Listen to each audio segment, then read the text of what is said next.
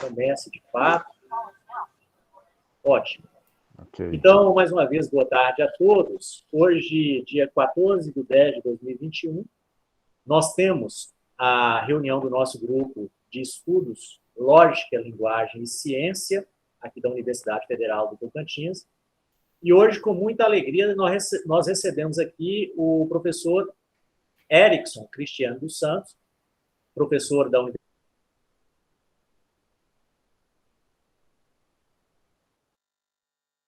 Enviamos a todos com antecedência, intitulado A Descrição da Realidade Física fornecida pela mecânica quântica pode ser considerada completa? Esse artigo foi escrito por Albert Einstein, Boris Podolsky e Nathan Rosen. Esses são os três autores do artigo. Nathan Rosen. Então, assim, primeiramente apresentando o professor Erickson, o qual, de antemão, eu agradeço. O professor Erickson Cristiano dos Santos, ele possui graduação em Física pela Universidade Federal de São Carlos, também possui graduação pela Pontifícia Universidade Católica de Campinas, tem mestrado em Filosofia pela USP e também doutorado em Filosofia pela USP. Ele foi professor adjunto de Filosofia da Unespar entre 2012 e 2013, e desde 2014, a partir de fevereiro de 2014, ele é professor da Universidade Federal do Mato Grosso do Sul, em Campo Grande. As áreas de interesse do professor Erickson são filosofia da ciência, filosofia da mente, ceticismo, história da ciência e filosofia da física. Então, desde já, sem maiores delongas, eu passo a palavra ao professor Erickson, e ele fica bastante à vontade para a sua apresentação, e depois, ao final, caso tenhamos questões, nós apresentaremos para o professor. Professor Erickson, com você a palavra. Tá, ok, obrigado. Então, obrigado, Eduardo. Olha, eu agradeço muito o convite aí, ter esse contato com você e com os demais. Eu acho que é uma oportunidade ótima para a gente prolongar um pouco os laços aí. Acho que esses grupos que eu sei que existem, inclusive pelo país, né, que estudam algo de filosofia da ciência, filosofia da física, né, isso é maravilhoso, e eu acho que, assim, vocês aí estão de parabéns de ter esse grupo, e você está aí conduzindo isso. Eu agradeço mesmo o convite, espero poder ajudar em algum sentido com a minha apresentação, e também ficar aí com uma oportunidade para a gente discutir de uma maneira mais tranquila, até de uma maneira aberta, sem grandes dificuldades, essas questões. Eu vou dizer assim de imediato, né, que esse é um tema que eu acho interessantíssimo, importantíssimo. Então, a escolha de vocês, né, do grupo, seja se partiu do professor Eduardo e como que foi o grupo escolhendo isso, foi uma escolha muito importante, né? Eu acho que é incrível, assim, formidável mesmo, vocês estarem nesse caminho, tá? Então, eu vou tentar ser claro em algum sentido, de modo didático, sei que não vai ser muito, mas depois eu vou tentar entrar no artigo com alguma apresentação um pouquinho mais técnica, não muito, porque eu acho que não vem ao caso, eu teria que ter realmente, né, que apresentar todas as equações, algo desse tipo. Enfim, vou tentar me explicar, tá, com vocês. Vocês fiquem à vontade para perguntar. Eu acho que como eu estou seguindo os slides, tá, vocês não precisam se preocupar se quiser me perguntar. De repente, pode deixar para o final, ok, né? Mas se quiser perguntar no decorrer da apresentação, como eu estou seguindo os slides, eu não me perco. Se eu me perder também, não tem problema. Tá bom? Enfim, gente, vamos começar, assim, que eu quero primeiro dizer o seguinte, eu tive uma mudança de interesse na física quando eu estava na graduação, lá no começo dos anos 90, né? Eu estava na graduação em física, foi por um um tema, um artigo, na verdade, da ciência hoje, que foi escrito pelo Harvey Brown, que ele discutia essas questões, né, sobre a questão da realidade, né, e a realidade na física, algo desse tipo. Esse artigo, algumas pessoas já leram até, né, o Harvey Brown teve no Brasil, eu não tive contato com ele, infelizmente, mas eu tive aquele artigo da ciência hoje na minha mão e aquilo me fascinou. Então eu acho que realmente é um tema que envolve, assim, que coloca a gente para pensar, eu acho que tem consequências realmente interessantes. E há vários artigos, há vários capítulos de livros, né, no Brasil mesmo a gente tem alguns, né, então o que eu fiz aqui foi tentar compilar um pouco, né, o que alguns tentam dizer, há alguns mais técnicos, outros menos, né, algo desse tipo. A questão da descrição da realidade física, a gente sabe que, eu coloquei aí emblematicamente, né, o Einstein e o Bohr, né, porque, de fato, assim, parece que foram dois grandes nomes que fizeram uma espécie de grupo de um lado, grupo de outro, né, a gente sabe bem como que se desenvolveu. A gente sabe que existiu essa divisão, né, e, de fato, assim, duas grandes mentes, né, que tiveram posturas realmente diferentes, né, sobre a questão da física. É claro que o nome do Einstein sempre foi muito forte, né, no sentido de que, como é um sujeito que criou a teoria da relatividade, né, dele e tal, isso fez sempre com que ele tivesse um peso muito grande, e as pessoas se agregando, né, ao redor dele, mas, obviamente, o Bohr também, né, veio de uma carreira lá fascinante que ele fez, e tinha o que as pessoas dizem, uma espécie de certa autoridade também, para dizer, né, sobre as questões. Então, eu diria assim, de imediato, né, um pouco da minha concepção cética já entrando em questão, eu acho que é sempre difícil dizer qual é o lado, né, vencedor da questão. Para mim, já digo de imediato também, né, eu, quando comecei a estudar física lá atrás, eu achava que o Einstein estava certo. Né? Achava que ele tinha ganho a questão. Hoje eu penso um pouco diferente. Né? Então, eu vou também colocar um pouco isso em questão. Tá? Então, se vocês estão olhando aí, eu queria fazer um preâmbulo, assim, uma coisa pequena, mas ela é importante em termos didáticos, para a gente perceber o seguinte. Se a gente for na literatura para ver os livros que a gente tem, como esse, desculpa, como esse artigo do Einstein, ele é de 35, né, o do Bohr também, né, que segue lá do Physical Review, né, são artigos de 35. Então, em 1935, a gente tinha um certo quadro, né, de desenvolvimento da mecânica quântica. A mecânica quântica é uma área nova, claro, a gente entende isso. Mas, esse livro aí que eu coloquei só a data da edição portuguesa, do Max Born, né, eu coloquei a edição portuguesa que eu tenho, né, que é de 69, mas o livro é de 35, né, o original. O livro é de 35. E o Max Born, que também foi um nome importante da mecânica quântica, ele apresenta no livro dele, foi o que me chamou a atenção quando eu comprei o livro na ocasião, faz muito tempo, né?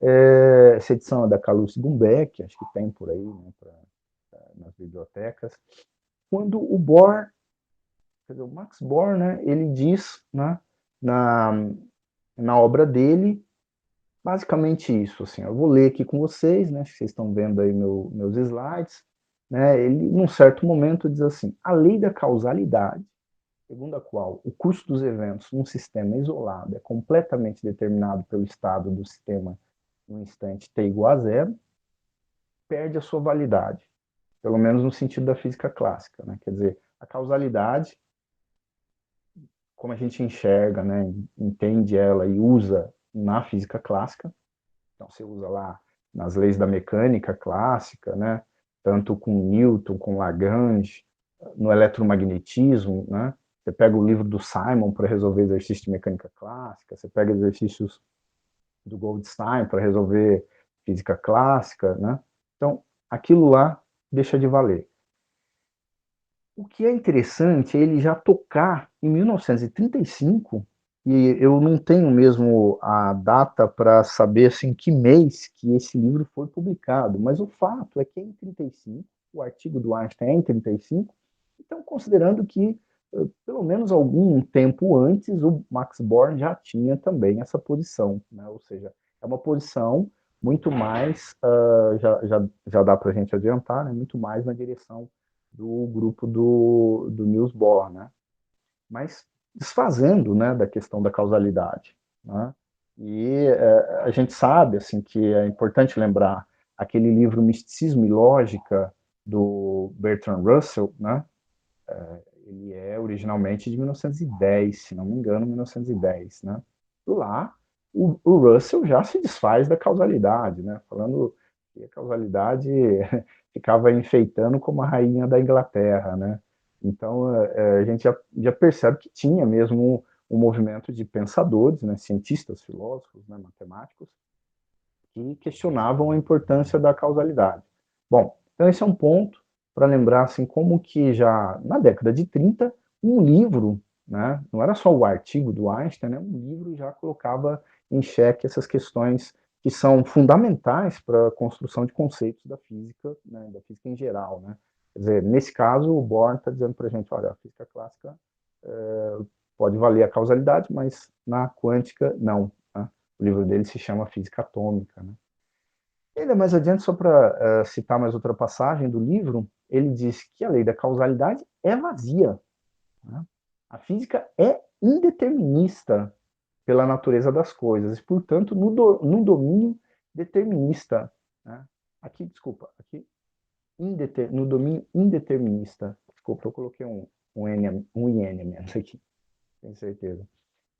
Quer dizer, o que a gente pode pensar é que o Max Born escreveu um livro já considerando que a posição de um grupo de pessoas, né, era que a física da mecânica quântica era não causal, né, e não determinista, pelo menos. E nesse caso aqui, ele ainda não está falando, não me lembro mesmo no livro, mas acho que ele não toca na questão da descrição da realidade física, né? Mas, enfim, isso é para lembrar, assim, um livro da década de 30 já tinha uma posição que supostamente era uma posição forte, né, sobre conceitos fundamentais. Bom, mais adiante, eu só quero lembrar, assim, que o livro do Feynman, né, que é um livro famoso, né, as lições de física, hoje em dia tem em português, né, na minha época, no começo da graduação, não tinha. Mas o livro do Feynman, ele também diz alguma coisa, né, que dá para a gente ficar pensando no volume 1, né, ele diz assim, coisas que costumávamos considerar como ondas também se comportam como partículas. E partículas se comportam como ondas, na verdade. Tudo se comporta da mesma maneira. Não existe distinção entre uma onda e uma partícula.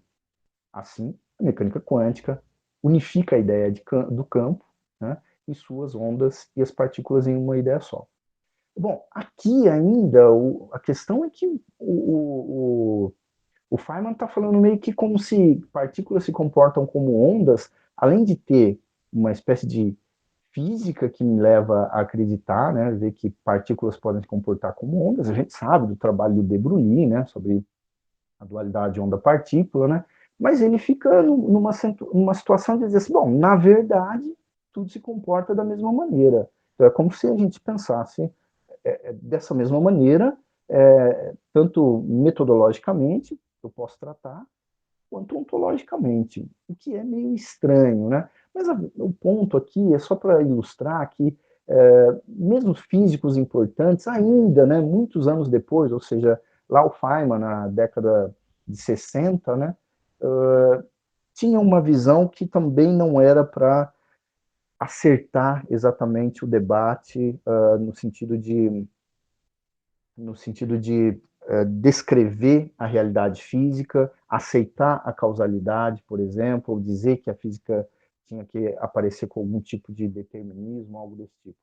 Ainda assim, existe essa espécie de discurso levemente confuso, né? Existe uma confusão aí nessa descrição do Feynman, e não querer também assumir uma posição.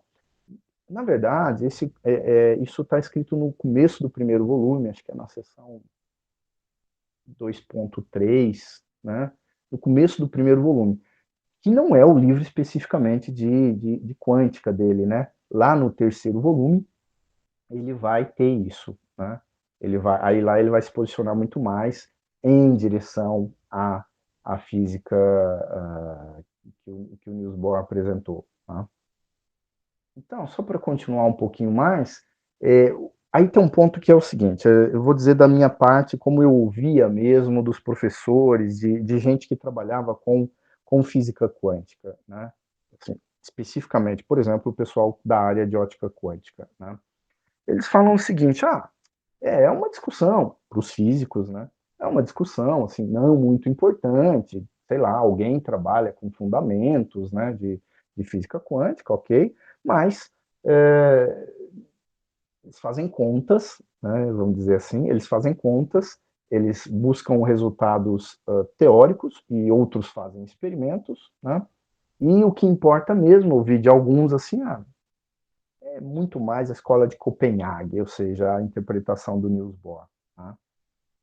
Isso reflete em termos pedagógicos na formação nossa, né? Eu posso dizer assim que coloquei só para ilustrar mesmo, lembrar que os livros que ainda são usados, tanto o Iceberg Resnick, né?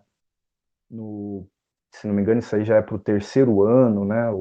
Ou fim do segundo ano, eu acho, que a gente usa esse livro de física quântica. Em alguns lugares a disciplina se chama Introdução à Física Quântica, ou Estrutura da Matéria, coisa assim. E esse livro, que é um livro importante, tem já no Brasil mesmo, tem quase 30 edições, né? Introduz esses fundamentos sem também falar muito o que é historicamente isso, né? Essa discussão, esse debate. Não dá muita trela, né, vamos dizer, a questão. Coloquei um livro que esse sim também eu acho relevante, né, que é o do Cohen-Tanudi. São 2 volumes, o pessoal usa já isso em mecânica quântica 1 e 2, né? E lá você vê todo o detalhamento, o desenvolvimento da física, né, de cada um desses grandes nomes da mecânica quântica, você vê todo o desenvolvimento matemático, mas, claro, não esclarece a gente muito sobre essas questões, principalmente da realidade da física. Né? Então, eu vou comentar aqui muito rapidamente assim, os postulados do Bohr. Eu estou fazendo um trabalho meio contrário para entrar na, na questão do artigo. Tá? Só para lembrar, assim, os postulados de Bohr, que são muito importantes, eles são muito mais relevantes dentro da questão pedagógica, da formação dos físicos. Né? Eles estão lá no livro do Iceberg, como eu coloquei aqui, escrito dessa forma. A gente não precisa se ater ao que diz exatamente, mas eles estão aqui. Né? Ele diz lá, um elétron e um átomo se movem em uma órbita circular e tal, em torno do núcleo. Né? Aí postulado 1, né? Aí depois ele diz, postulado 2, né? Em vez das infinidades de órbitas e tal, aí aparece, né, a constante de Planck, né? O H cortado, que é a constante de Planck dividida por 2π. Aí tem o postulado 2, né? E aquilo é muito importante para a gente fazer toda a parte de física, daquela parte introdutória, vamos dizer assim, né, da mecânica quântica.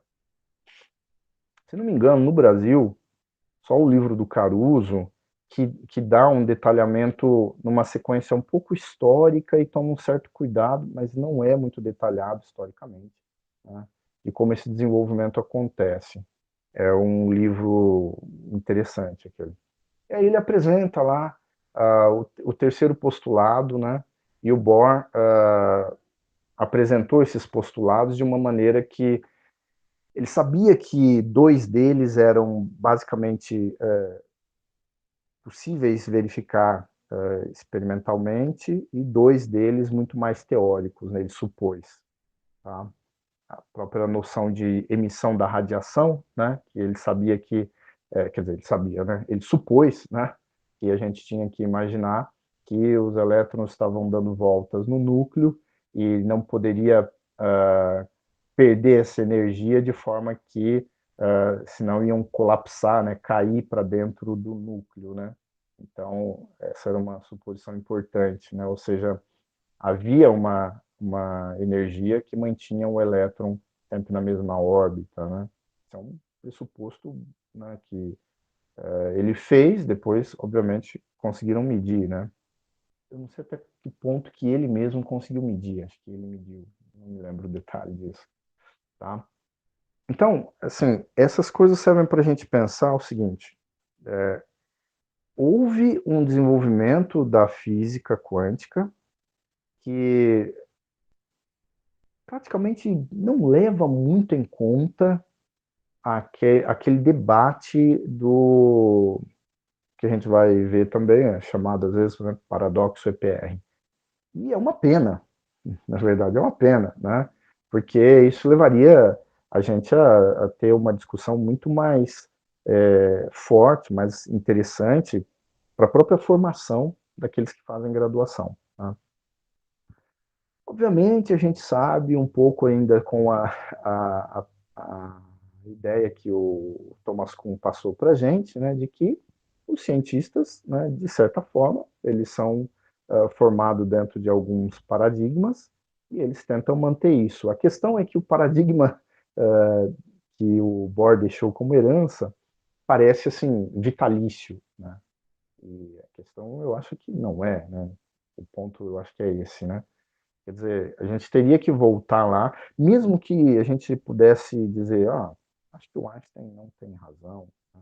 Mas teria que voltar e ver bem como que é isso. E os livros não tratam isso com detalhe.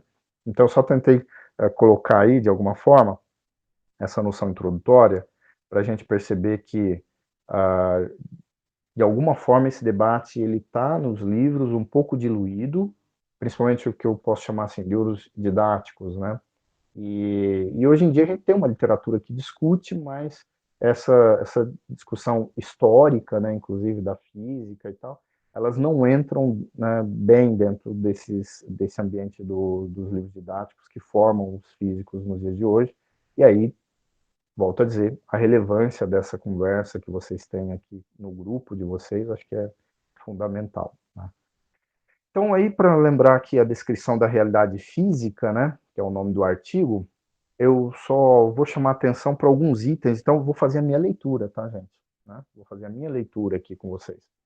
A descrição da realidade física, quando eu olhei isso aqui, quando eu estava no curso de filosofia, aí sim eu achei diferente, porque aí eu fiquei pensando que essa questão da descrição da realidade física aqui, a questão talvez esteja em se perguntar o que é descrição, que o Einstein quer. Se essa palavra descrição, ela está muito mais próxima de um tipo de descrição que é boa o suficiente para a gente aceitar como explicação. Então, esse é um ponto importante para olhar dentro, dentro do nome do artigo. Tá? Bom, eu chamo a atenção para um detalhe, tá, que eu acho que é relevante quando a gente lê algo sobre o Einstein, é que ele tinha uma concepção de física. Aí a gente diz, bom, ok, mas é que eu até hoje não tenho muito claro, tá? Então por isso que eu digo assim, tem lá que, sei lá, ler muito mais sobre ele para entender até que ponto a concepção de física dele corresponde mesmo à concepção de natureza. Eu tenho dúvidas. Por quê? No caso da teoria da relatividade, ele pressupõe nos postulados da relatividade determinados limites, por exemplo, né, que ele diz que são limites que a física impõe. Aí a gente tira, por consequência, isso que é a natureza que impõe. Mas nada diz que é a natureza. Né? Isso é consequência do nosso trabalho. Tá?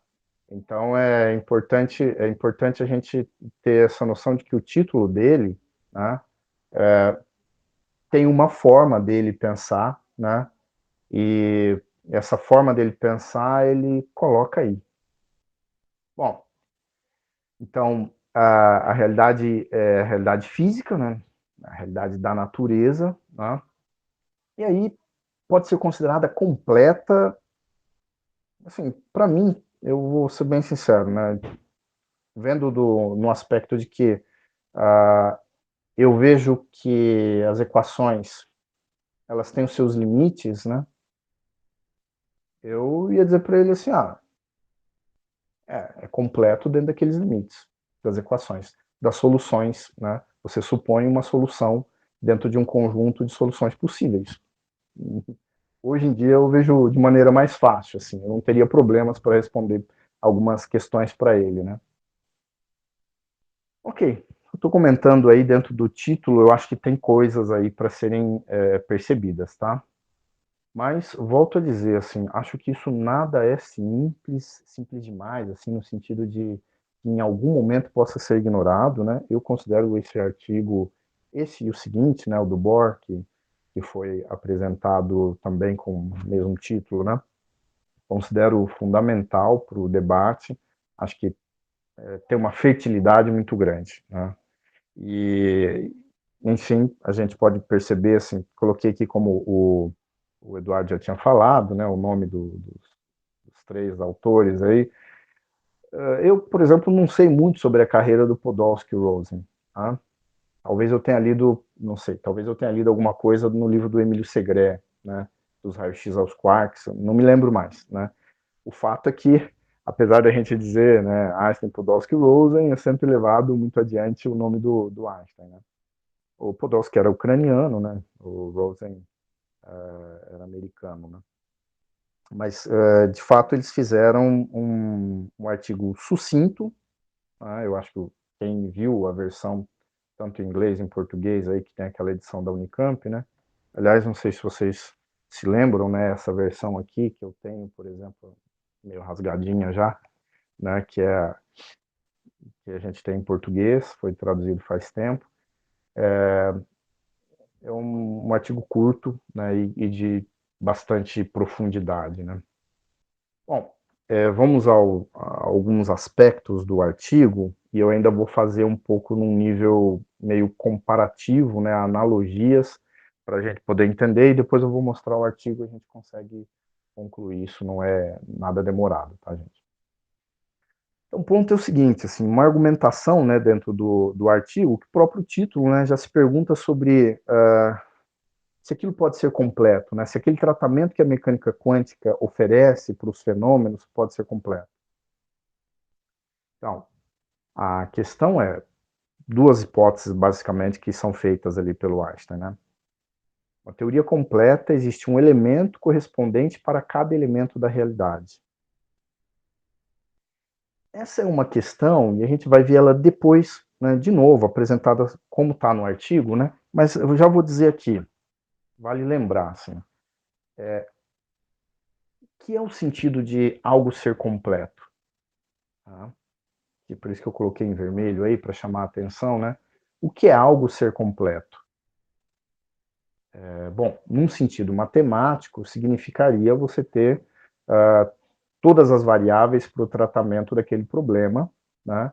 Então você consegue tratar matematicamente de uma maneira, inclusive exata, né? Como a gente diz, analítica. Né? Vou dar um exemplo, né?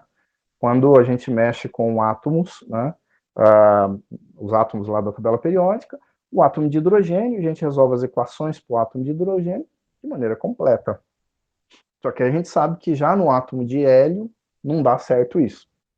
Então, o átomo de hidrogênio, que é um átomo simples, né, a gente consegue fazer esse tratamento completo. Né? E ainda assim, tem que ter um certo cuidado com esse termo, né, tratamento completo. Significa que, analiticamente, eu posso calcular tudo ali, basicamente. Né? Resolvo o átomo de hidrogênio, mas o átomo de hélio não. E do átomo de hélio em diante, já não também, não consigo, ou seja, eu vou ter um tratamento matemático, né, que eu vou depender de métodos de aproximação, né?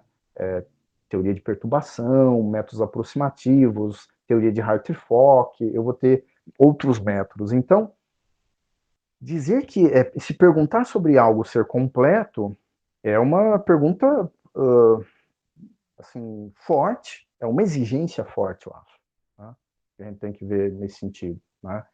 E aí tem um item importante, esse é um pressuposto que o Einstein coloca no artigo, né? A hipótese dele diz ainda assim, existe um elemento correspondente para cada elemento da realidade. E aí é uma espécie de teoria da verdade que ele coloca, né, correspondencial. Isso é intrigante, mas claro, isso é satisfatório dentro de você perceber tanto teorias deterministas quanto teorias causais.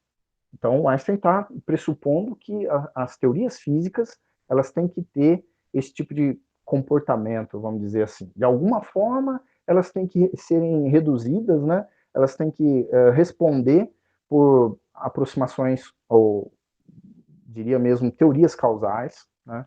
Ele acha que é a descrição mesmo da realidade física. Então, acho que tem esse fator aí, que é um tipo de teoria da verdade que ele estava lidando, né? Que a gente pode dizer, sei lá, né, que ele tinha lá os conhecimentos dele de física, tanto do Hume, quanto do Spinoza, quanto do Kant, né? A gente sabe que ele tinha alguma posição dentro disso.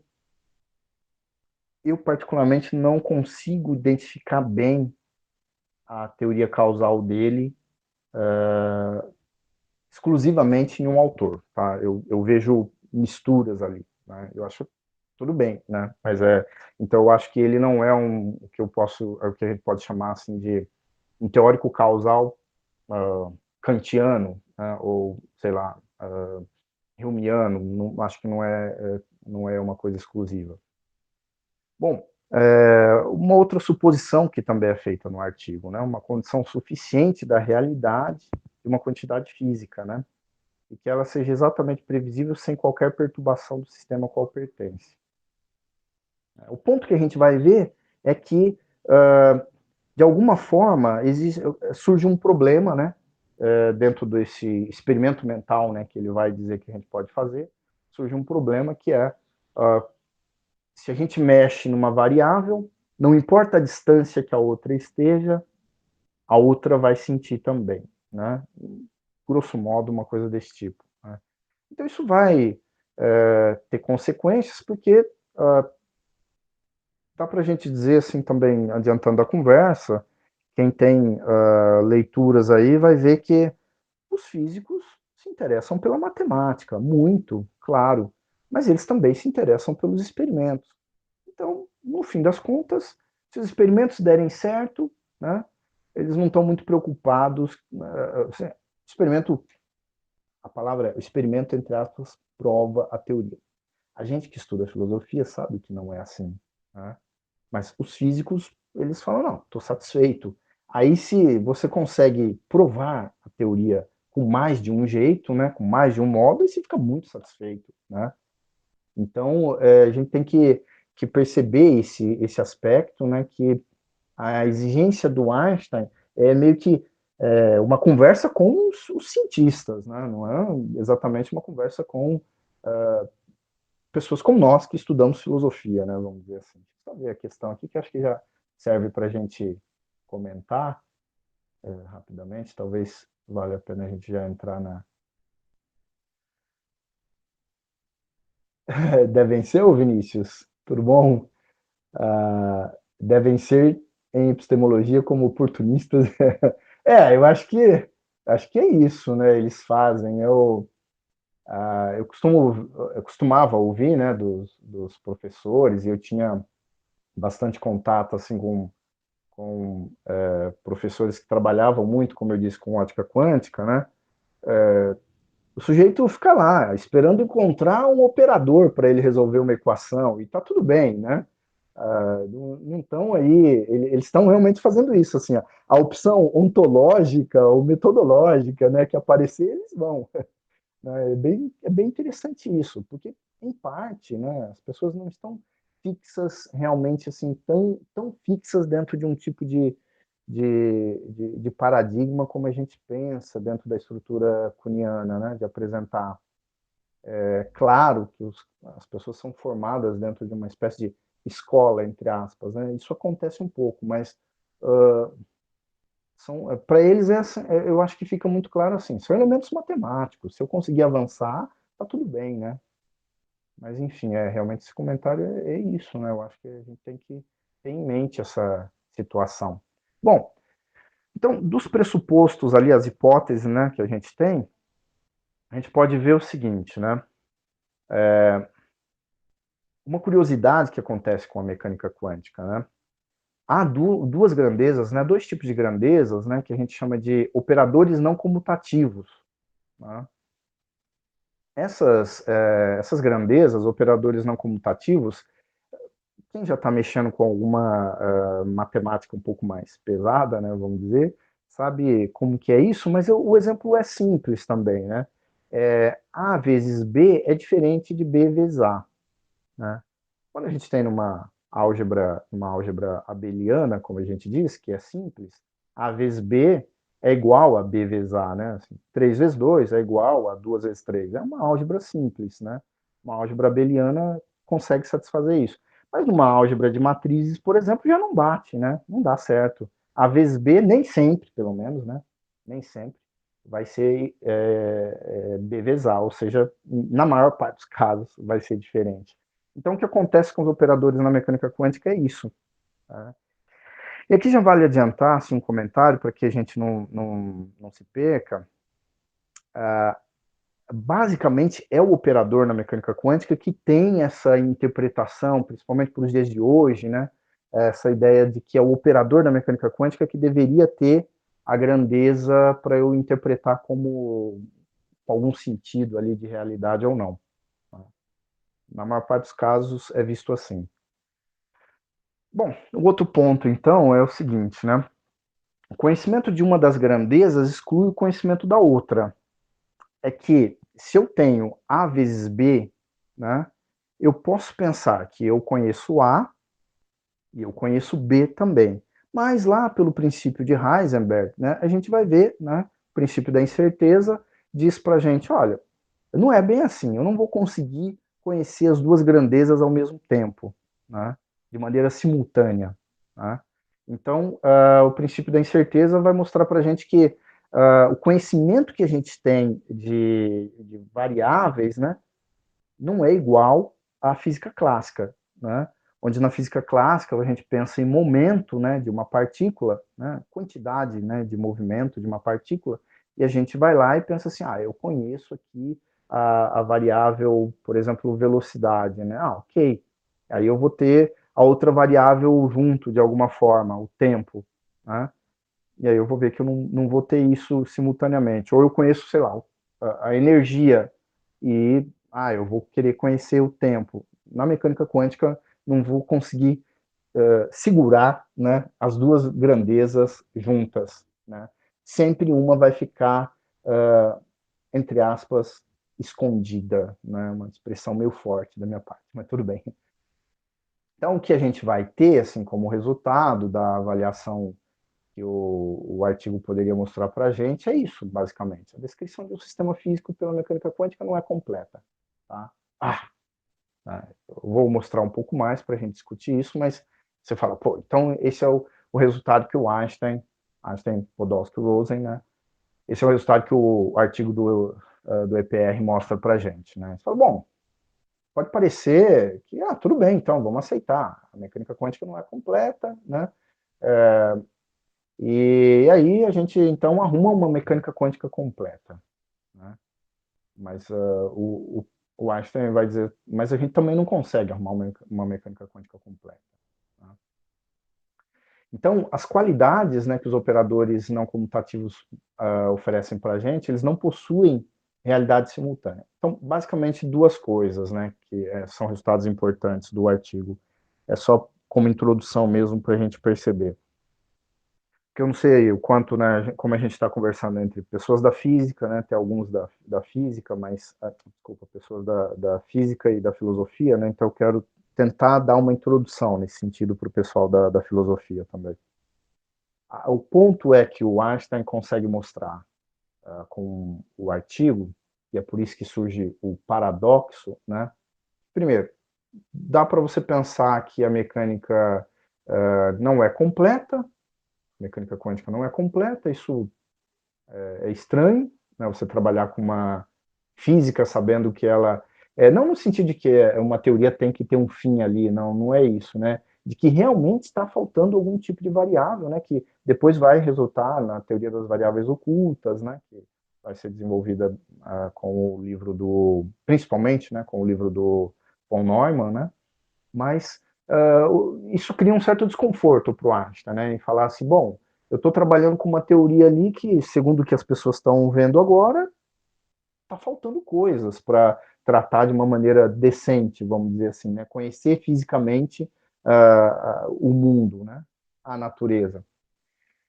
E essa questão de que não há uma espécie de realidade ali para eu conseguir abordar. Particularmente essa questão da realidade é algo que trouxe sempre um desconforto para o Einstein, né? Ele nunca aceitou bem essa dificuldade de a gente ter optando pela interpretação de Copenhagen, né? Optando pela outra interpretação, que a física fosse não realista. Obviamente, já vou dizer aqui, né, que dizer a interpretação de Copenhague, a gente sabe mesmo, olhando lá, inclusive os trabalhos do professor Oswaldo Pessoa, a gente já sabe como é difícil dizer o que é a interpretação de Copenhague, né? Por isso que eu apresentei ali no início, aqueles enunciados dos postulados do Bohr, mas é uma coisa introdutória. Aquilo diz um pouco como é a física, como a física hoje pensa, né? Mas eu diria que a física esqueceu um pouco do Einstein dentro dos livros pedagógicos, né? Claro que está lá com o efeito fotoelétrico, né? Mas é bem pouco, né? É só a parte que o Einstein deu todo esse trabalho aí, que resultou essa coisa fantástica do efeito fotoelétrico, né? Então, uma coisa importante aqui, deixa eu voltar aqui, né? Sobre esse postulado 2, né? Se a gente negar esse postulado 2, a gente vai admitir que as quantidades definidas pelos operadores não comutativos têm uma realidade simultânea, e, portanto, valores definidos. Tá? Bom, o que pesa aí é simplesmente como se a gente tivesse uma noção de realidade que acontece em dois lugares ao mesmo tempo. E aí você fala, bom, como é que eu vou medir isso, né? Como é que eu vou interagir com isso para descrever, como ele diz no início do artigo, né? Então, deveriam, né, ter uma espécie de... Isso deveria ter uma espécie de descrição completa, né? E que não é o caso. A mecânica quântica, na visão do Einstein, né, nesse artigo, na visão dele, ele fala, não vai dar certo, essa descrição completa não vai acontecer. Tá? Então, ainda para continuar e dizer assim, olha, se eu afirmar aquele postulado 1, qual é o postulado 1? Esse aqui, a descrição de um sistema físico pela mecânica não é completa. Né? Se eu afirmar aquilo lá, mas se eu quiser negar, né, isso é afirmar o caráter completo da mecânica quântica. Então, basicamente, não tem esse caráter completo. Está faltando variáveis. Né?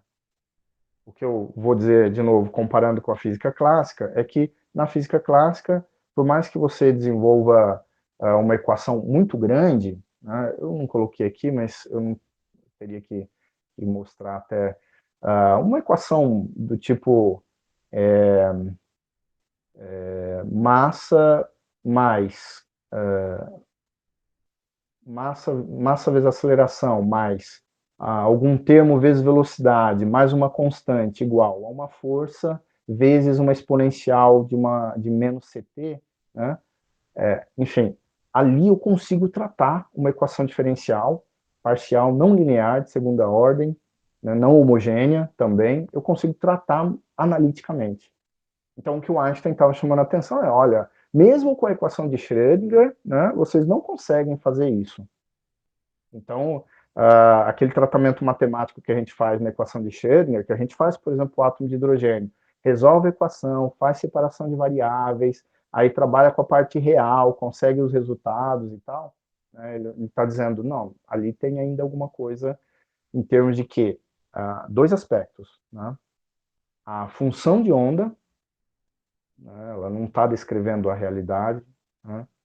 E você tem o operador também, que não está descrevendo a realidade. Isso o Einstein viu como consequência até do artigo dele, na verdade, né? Lá no artigo ele não está falando nesses termos, né? E uma coisa importante assim para a gente lembrar é o seguinte: para o Einstein não tem problema uma teoria ser estatística, como a gente tem teorias estatísticas, como a termodinâmica, que resulta na mecânica estatística, é uma teoria estatística clássica, né? O problema é essa parte estatística que a mecânica quântica trouxe, inclusive um tratamento bastante sofisticado em termos de matemática, né? Não é no sentido clássico. Então é como se a gente dissesse sempre que está acontecendo algum evento meio que dentro da caixa preta ali, né? Aí a gente tira o evento e não consegue saber exatamente, prever, né, o que vai tirar da caixa preta, né? A gente tira o evento. Aí quando sai da caixa preta, ele sai para o mundo, né, para a natureza, aí a gente consegue ter conhecimento, né, e a natureza física dele pode ser descrita. Mas enquanto está na caixa preta, eu não consigo prever exatamente o que vai tirar. Esse é um problema, né? Quer dizer, tem uma probabilidade de acontecer, eu acho que vai dizer, bom, isso parece que é importante lembrar que, para a maioria dos físicos, essa posição do Einstein é mais dogmática, justamente por aquilo que eu comentei. O que parece que aconteceu foi que os cientistas, os físicos, né, principalmente os matemáticos, optaram por uma teoria aos moldes de uma interpretação de Copenhague, né? Como eu disse, não é fácil de descrever, dizer o que é, né, uma interpretação de Copenhague. Então agora, só falando tudo isso, espero que tenha ajudado assim a pensar alguns pontos. Eu vou descrever um pouco o artigo para a gente perceber, assim, primeiro que tem palavras ali. Eu vou só chegar em alguns pontos que realmente me chamam a atenção, né, de ler esse artigo e foi bom reler, né, para conversar com vocês, como as coisas mudam, né, na cabeça da gente. Primeiro que a questão, né, se trata ali de dizer o que é uma teoria física. Então, aí, como eu disse para vocês, para o Einstein, o que é uma teoria física? Né? Ele tinha uma visão de física da teoria da relatividade, né? E é uma teoria, como ele viu, né, com uma aparência muito mais clássica. Né? Então, ele tinha uma concepção de teoria física que, eu vou dizer de um modo que pode soar de uma maneira forte, mas é mais ou menos assim. É como se a teoria física para ele tivesse uma forma meio pictórica, né? Como se eu pudesse tirar um retrato daquele evento físico que está acontecendo. Por quê? Porque basicamente para ele tem uma noção de realidade objetiva. Né? Então, ele fala, né, no começo do artigo isso aqui, eu já estou dentro do artigo, né? Ele diz assim, deve-se considerar, né, a diferença entre a realidade objetiva independente. É um tipo de realismo muito forte, né?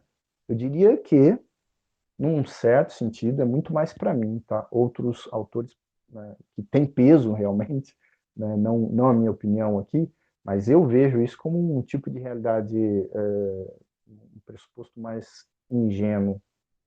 Não é completo, né? Porque eu sei que ele está num tipo de realidade que é da realidade física, né?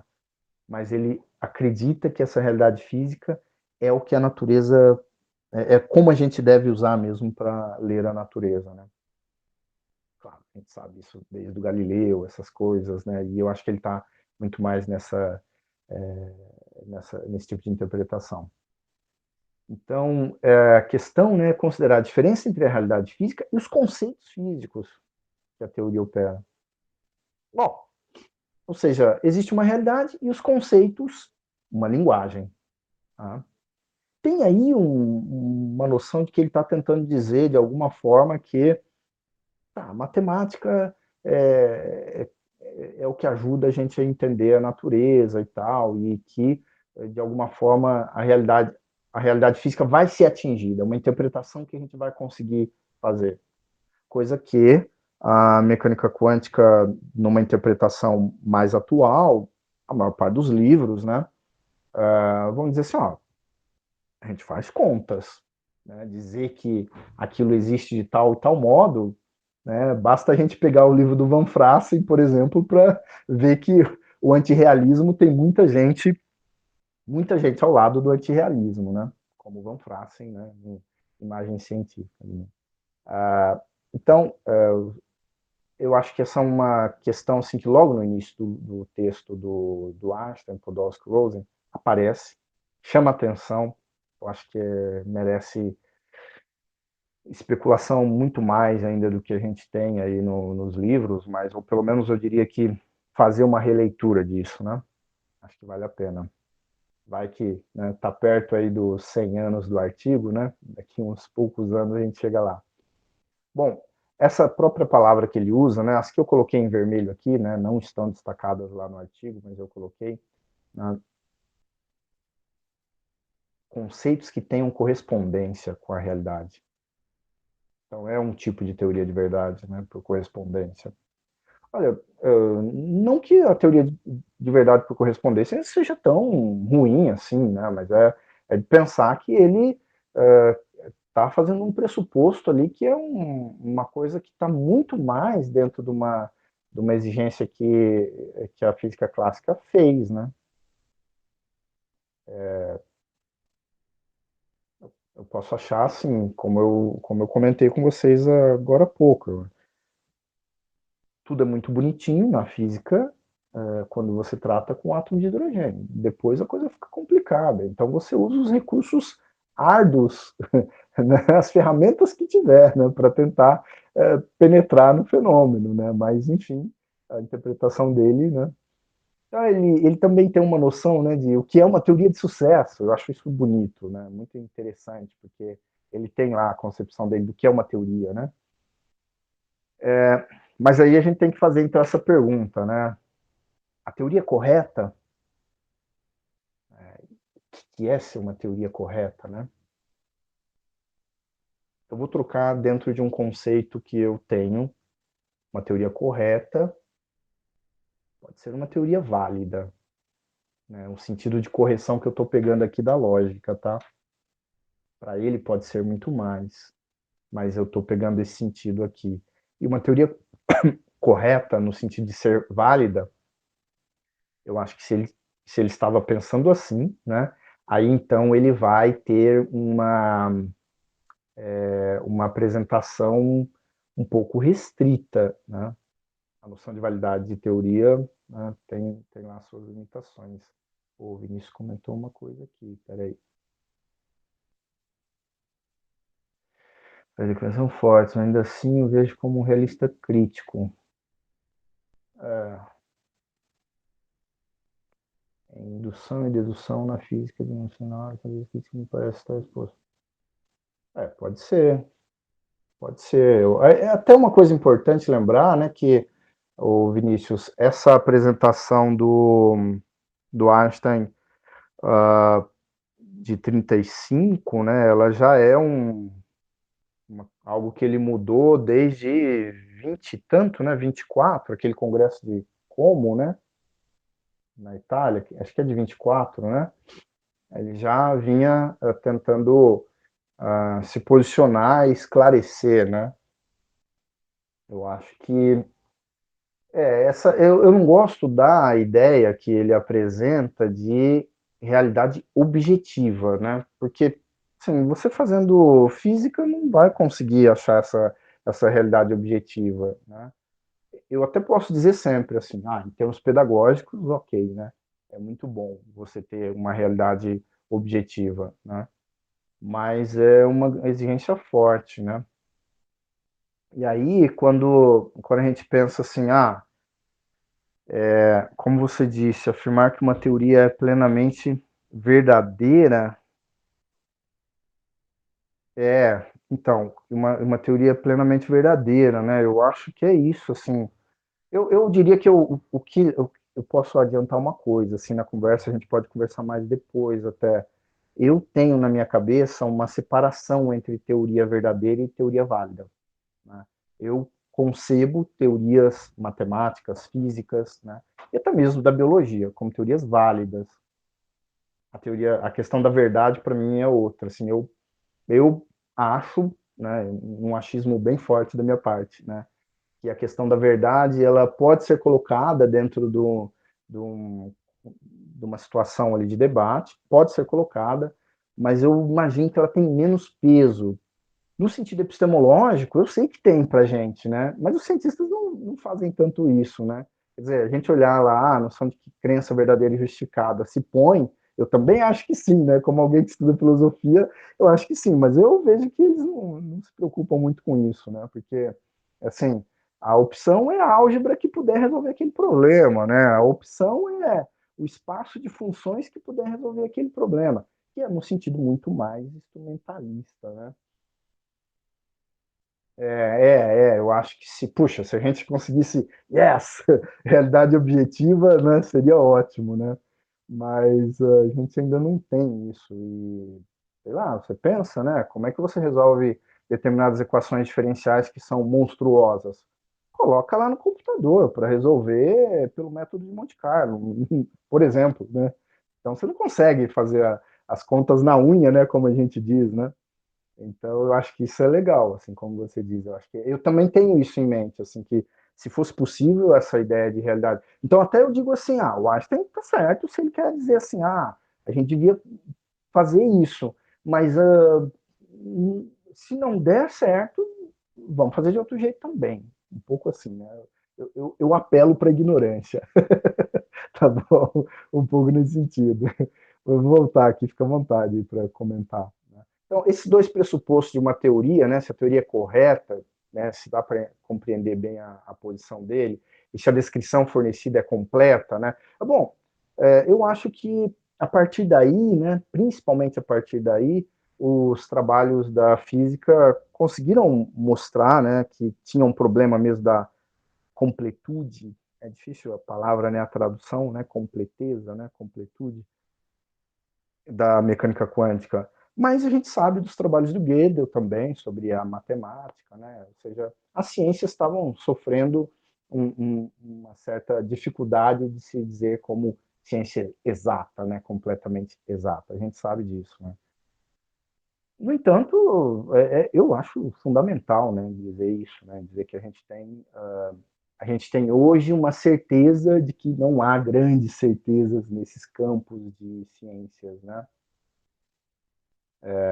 Claro, o Einstein vai dizer que a teoria ela é muito boa se ela responde de maneira satisfatória aos dois itens, né? Então, assim, só para continuar, o que ele vai dizer? Né? Na experiência física, é a única forma de raciocinarmos sobre a realidade. Eu também tenho um problema com essa frase. Né? Ele diz isso no artigo. Né? A experiência na física é a única forma de raciocinarmos sobre a realidade. Bom, primeiro que não sei se vocês sabem, o Einstein era um tipo reducionista que achava que um dia até a biologia ia ser reduzida à física, né? Então, quer dizer, é, um, é uma maneira muito positivista, no sentido, né, talvez não muito bom, né, da parte dele, de ver essa redução, né, dos raciocínios sobre a realidade serem reduzidos à física, né, a experiência na física. Seja uma experiência mental até, ou uma experiência laboratorial, né? Mas o fato é isso, assim, ele também continua dizendo, a experimentação e mensuração fazem parte da inferência sobre a realidade. Ok, a gente sabe disso, né? É muito difícil a gente dizer, né, que alguém vai fazer tudo com a física do Aristóteles nos dias de hoje. É possível a gente fazer bastante, né? Mas tem uma certa dificuldade quando a gente vai encontrar fenômenos desse tipo, né? Para explicar, ou seja, do que a gente chama de microcosmos, né? Do mundo atômico ali, como essas coisas acontecem. Então, realmente, a gente tem uma ideia de que a noção de medir, né? Experimentar, no sentido laboratorial, principalmente, faz parte de como nós raciocinamos sobre a realidade, né? Ok. Então, assim, para considerar, né, que a segunda questão aplicada à mecânica quântica é a mais relevante. E se pergunta sobre a descrição fornecida pela teoria é completa, essa é a questão mais relevante. E também a gente deve considerar que o termo completo, né, entende-se por, né, eu abro aspas aí, é do próprio artigo. Todo elemento da realidade física precisa ter um correspondente na teoria física. Então, de novo, esse tipo de pressuposto muito forte da parte dele, que é quase como se a gente encontrasse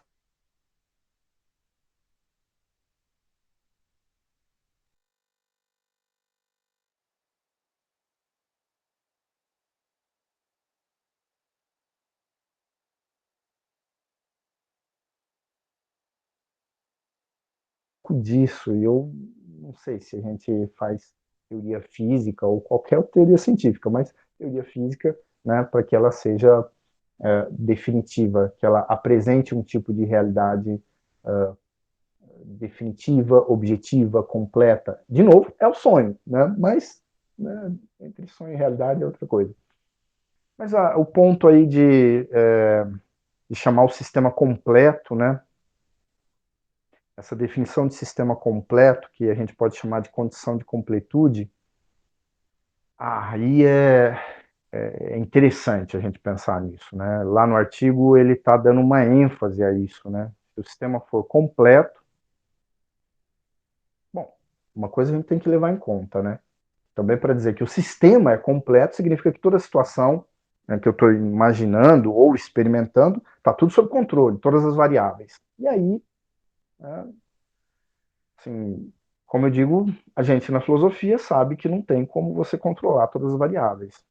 Obviamente, né, para o matemático, ele fala assim, vamos pressupor, né, aqui que tem, então ele dá condição de existência, né, daquela equação. Né? Então, a condição de existência diz que tem uma condição muito local, que é o que acontece. Então, isso tem um detalhe, na verdade, dentro do vocabulário do Einstein, que é, você lendo, você percebe. Você fala, bom, não é possível que fugiu da cabeça dele o fato de que a solução das equações são soluções locais. Né? Então, essa é a minha dificuldade com ele. Por outro lado, assim, eu entendo que o resultado que ele obteve foi interessantíssimo, mas eu perguntaria para ele assim mesmo, porque eu não vejo uma resposta onde eu leio. Né? Ó, a solução das equações é local. Você quer alguma coisa mais completa que uma solução local? Não tem. Né? Então, a solução das equações na mecânica quântica vale, né, do mesmo jeito. O método é análogo, né, nesse sentido. Tá?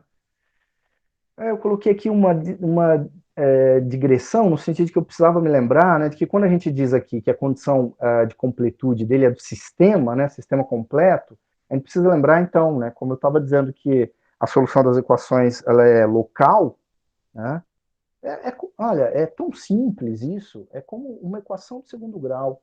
Né?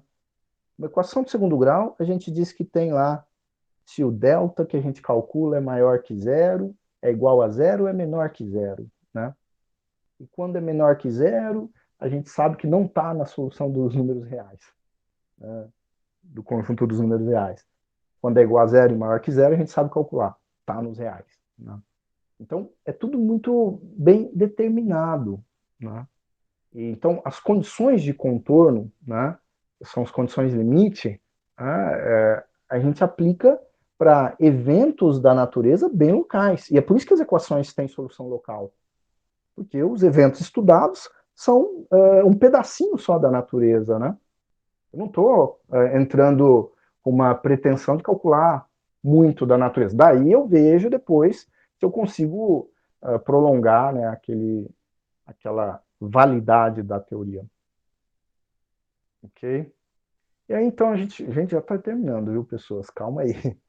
Então, assim, a ideia, né, é que a realidade física não pode ser determinada por considerações filosóficas a priori.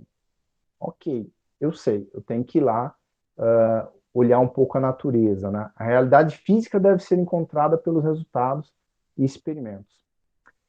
é interessante isso, né, que o Einstein ele acaba promovendo essa ideia de que, apesar de eu ter, né, experimentos mentais, eu posso ter um grau de abstração muito bom, a matemática me dá essa possibilidade, mas eu tenho que conferir alguma coisa no mundo, ou seja, encontrar um resultado que, que não me serve para descrever algo da natureza, nem em última instância, né, se eu fizer uma espécie de regressão lá dentro da teoria, então não teria muito sentido, né?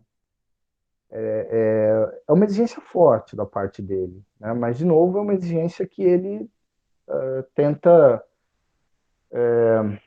ele tenta colocar junto com a exigência de realidade dele, né? Colocar junto com a noção de causalidade também que ele tinha. E aí, para avançar um pouco, né? Ele diz assim, né? Tem um critério aí, né? Se sem de modo algum perturbar um sistema, pudermos prever com certeza, né, ou com probabilidade igual a unidade, o valor de uma quantidade física, então existe um elemento de realidade física correspondente a essa quantidade física. Né? Essa é uma condição de realidade não necessária, mas suficiente. Mas lembrando que isso vale para noções clássicas e quânticas no estilo que ele vê, no modo como ele vê o que é uma noção quântica. Então, a exigência dele é que aí tem um detalhe, ele está pressupondo no artigo que eu vou chegar a um resultado em que a mecânica quântica pode ser satisfeita por pressupostos que valem para a clássica. Ou seja, eu vou ter um tipo de realismo, vou ter uma teoria determinista de alguma forma, vou ter uma teoria causal de alguma forma, né? É o pressuposto dele, que eu consiga chegar nesse resultado, né? Então, um ponto assim para passar um pouquinho pelas equações do artigo, tá? Que a gente pode concluir facilmente. Ele vai fazer esse pressuposto dessa equação aí, que eu chamei de equação 1, que é a equação 1 do artigo mesmo, tá? Uma quantidade observável A, esse Azão aí, né? Existe um operador, né? Para cada quantidade A existe um operador.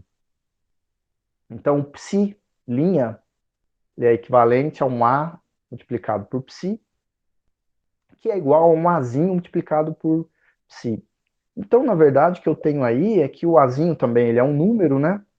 A quantidade física A na equação tem o mesmo valor de Azinho. Tá? Ou seja, a quantidade observável, né? A. Né? Eu digo que existe um operador nela, tá? E aí, só para lembrar que eu falei, a palavra operador acaba oferecendo uma noção de interpretação, né? Se eu quero saber o que é realidade ou não, depende de como eu interpreto esse operador, né?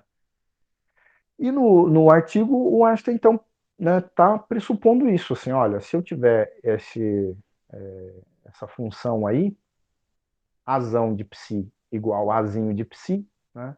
Então eu tenho que essa quantidade A, que é uma quantidade observável, né?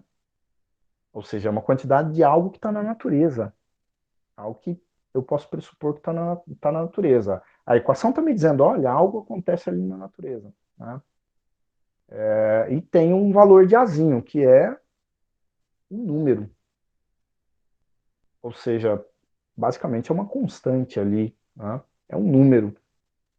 Então, é como se ele estivesse dizendo para a gente, olha, essa função aí, ela não faz nada de, de complicado. Pelo contrário, ela me dá, né, eu posso pressupor aí que ela me dá algum tipo de observação do mundo mesmo. Tá?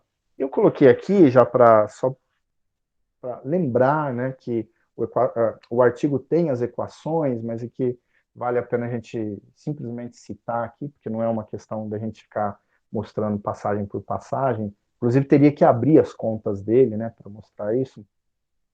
A quantidade física A lá, que ele diz que é observável, né, tem um valor de Azinho. Ah, ok, né? Aí aquela função psi, né, que ele colocou aqui, ó, né, ele descreve como essa exponencial aí. O importante de olhar para essa exponencial é o P0 lá de x, né? Tá? Claro, tem a constante de Planck ali, e o P0, né, que é uma constante. Tá? E aí eu tenho o P0 descrito na equação 3 aí, né? Eu vou mexer nas contas aí, não tem muito problema não. Eu só vou chegar num ponto de entender que a quantidade de movimento P0 da partícula é real. Tá? Essa quantidade real, obviamente, me dá aí uma noção de interpretação realista. Tá? Aí a gente considera que a equação 1, né, não vale, a quantidade A tem um valor particular. Tá? Bom, o que importa aí para a gente chegar mais um ponto é que ele vai avançar para mostrar que existe um tipo de resultado aí, né, que mostra que todos os valores da coordenada são possíveis. Então não é possível, em termos de probabilidade, prever um valor definitivo. Bom, eu já vou juntar esses resultados, já, tá? Mas aqui o ponto é que esse P, né, abre parênteses de A, vírgula B, como está aí, né, alguns não conhecem, esse P é um P de probabilidade, né, então a função probabilidade aí está dizendo que eu tenho como resultado que os valores são possíveis, ok? Bom, a conclusão que eu vou ter aí é aquilo que eu tinha dito no começo, lá que eu estava falando de modo muito geral, né?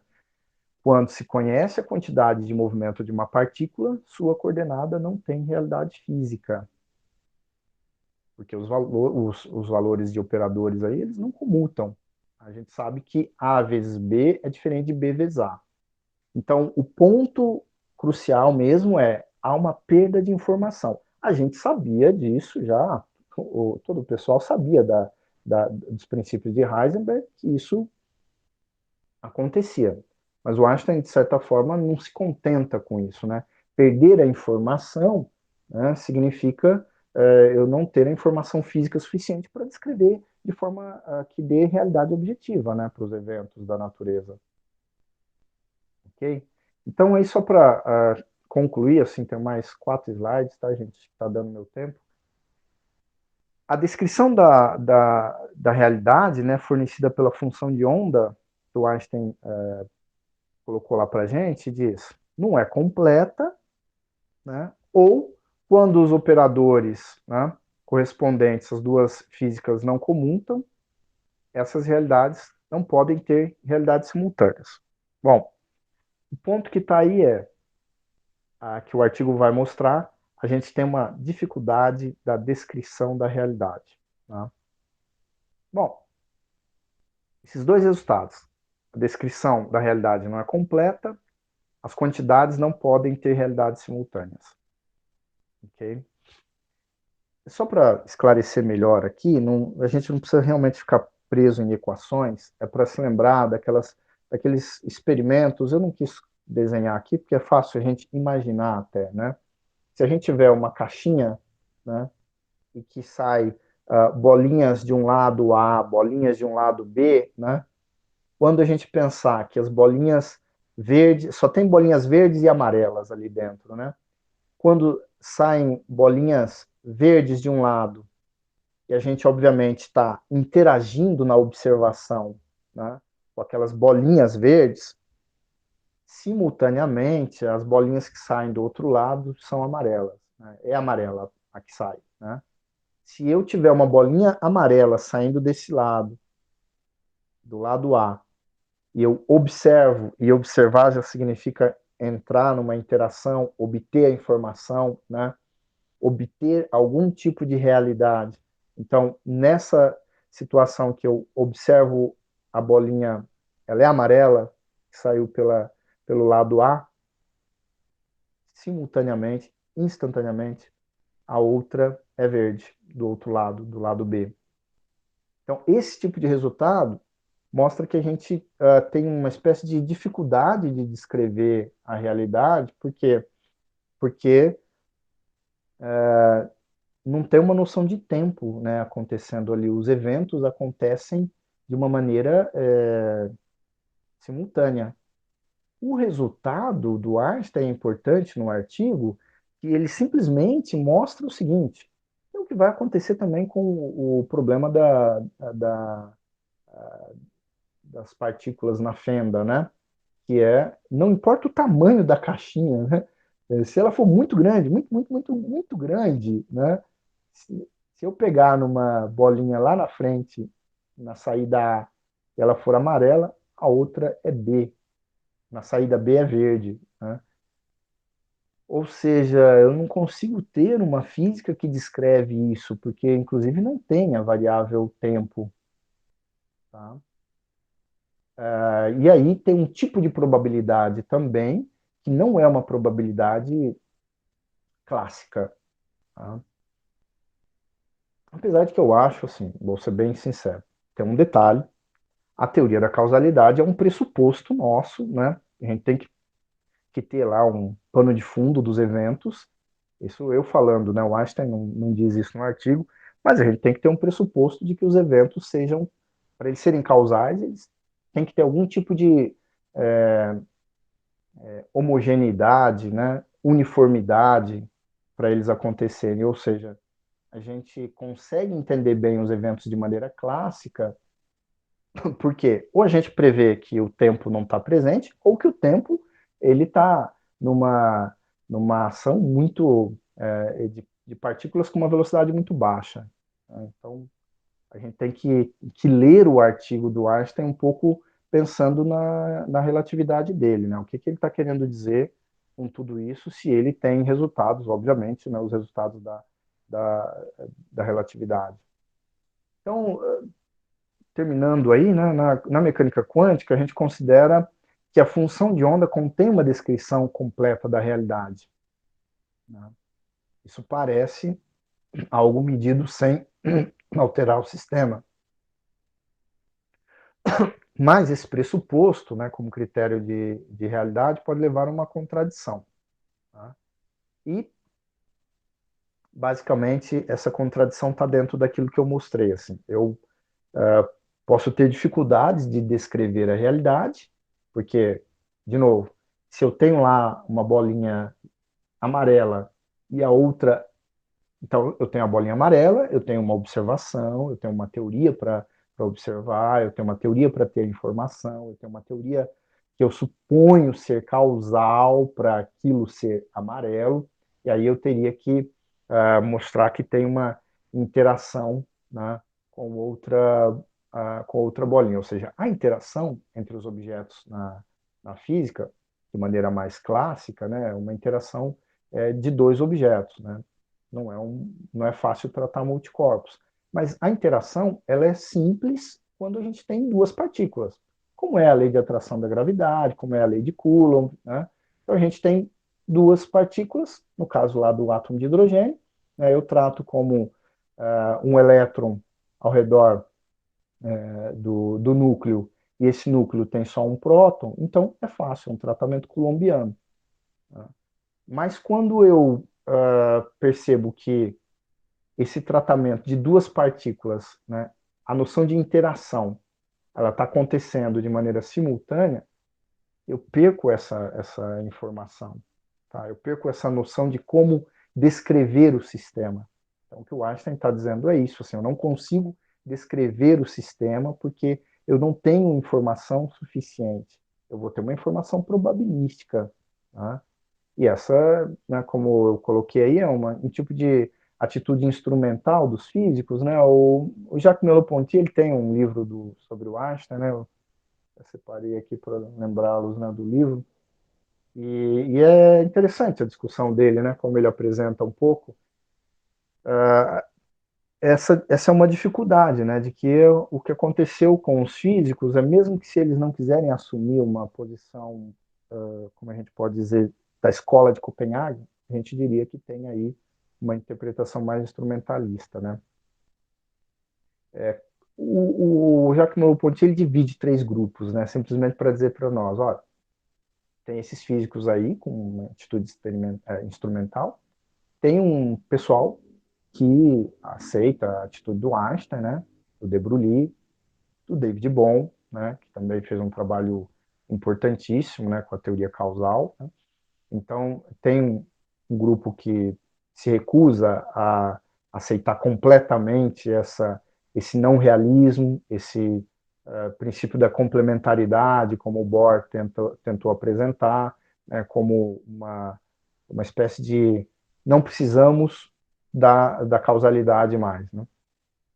E tem um grupo como o Jacques Merleau-Ponty diz, né, que pode pensar que a mecânica quântica precisa ainda de melhorias para ser interpretada. Né? Eu acho que o resultado do artigo, né, basicamente, que a física quântica não tem essa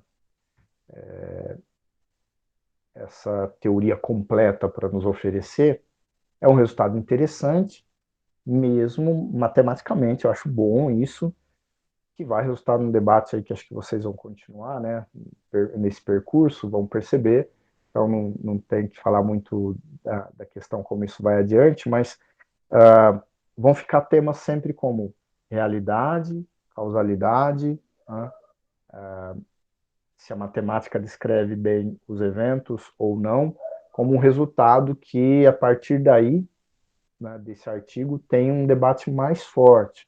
Mas a gente sabe que, anteriormente mesmo, o Einstein já tinha posição, já tinha uma discussão com o Niels Bohr, né? E o que fica é isso, assim, uma sensação de que, de fato, ali a gente, como é que é, o Harvey Brown, né, diz que um dos debates mais interessantes em termos de física, né, do século XX, né, esse debate entre o Einstein e Bohr, e a partir do paradoxo, né, o paradoxo estaria justamente em você ter resultados que poderiam ter duas informações simultaneamente, né, sendo que você não consegue construir um sistema físico, um sistema de observação para um evento completo, visto que o outro está dependente desse, né? A gente tem essa dificuldade. Então, claro, cria o problema da medida também, né? Cria o problema de como o experimento é feito, a observação, né? Todas essas questões que entram em resultados que a gente sabe que a teoria do David Bohm, por exemplo, vai tentar responder melhor, né? Não que seja completa, perfeita, né? Mas a gente sabe que ela tentou responder bastante isso, né? Então, assim, em parte é essa minha introdução aí à questão, né, do artigo, porque o artigo ele é curto, né? Mas é pensar que essa noção paradoxal, né, na verdade, é dentro desses pressupostos que o Einstein tentou mostrar, que só para voltar lá com a gente, né? Eu queria que ficasse aqui no slide, né? Quer dizer, a teoria é correta, né? Bom, significa ela ser, né, muito mais que satisfatória, né, na verdade, né? Ela tem que ter um grau de correção, né? E aí o ponto mesmo, né, da pergunta é: a descrição é completa, né? Aí ele vai dizer que não é completa, e a gente usa essa teoria. Então, a gente usa dizer, né, que é um paradoxo, mas a questão mesmo importante olhar é que ele está mostrando que tem um dilema aí, né? Por que a gente vai usar uma coisa que não está completa? Por que a gente vai fazer as nossas teorias que descrevem possibilidades, né, de previsão de eventos futuros, usando teoria que não está, entre aspas, bem feita, no sentido, não de que falta ela ser terminada, ela nunca vai ser terminada, né, supostamente, mas de que ela teria variáveis, né, a serem tratadas. E aí a discussão se amplia, né, porque, obviamente, como eu disse, vai chegar no problema com o, o von Neumann, e depois tem o Bell, né, tem o David Bohm, isso tudo vai muito mais adiante. Mas o artigo, basicamente isso, na minha visão, para introduzir sem muito problema matemático, não sei como que vocês viram isso, tá? Eu agradeço aí a vocês terem me ouvido, tá ok? Muito Obrigado, bem, gente. professor Erickson, muito obrigado aí pela fala, excelente apresentação, excelente explicação do artigo. O artigo, como você disse, ele não é extenso, mas ele é bastante denso, com um grau de dificuldade que, sei lá, para a comunidade, por exemplo, os filósofos, é bastante grande. E eu acho sempre muito bom ter entre nós pessoas com esse conhecimento e essa visão para nos dar uma clareada nesse tipo de texto. Então, assim, nós temos daqui para frente 30 minutinhos para a gente fechar a nossa reunião do dia de hoje. E eu gostaria, desde já, de deixar aqui em aberto para que os colegas possam fazer ao professor Erickson alguma questão. Então, fica aberto aí, por favor. Quem gostaria de fazer alguma questão, é só manifestar. Eu levanto a mãozinha e eu abro o microfone. Ok.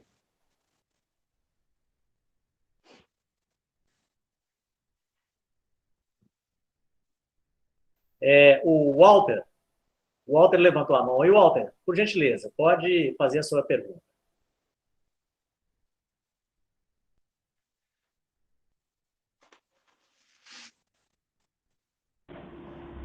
Oi, professor. Olá. Estão ouvindo? Sim, estou ouvindo. Eu preparei.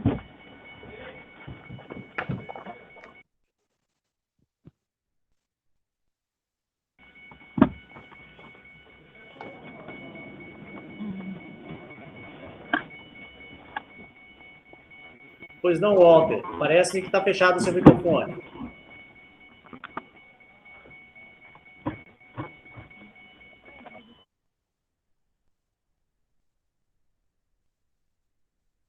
Ok. Deu algum probleminha de comunicação com o Walter? Mais alguma? Enquanto o Walter corrige lá o seu problema de comunicação, tem mais alguém que gostaria de fazer uma questão? A Ellen levantou a mão. Ellen, por gentileza. Boa noite, professor Eduardo. Boa noite, Eric. Boa noite, colegas. Pode falar, Walter.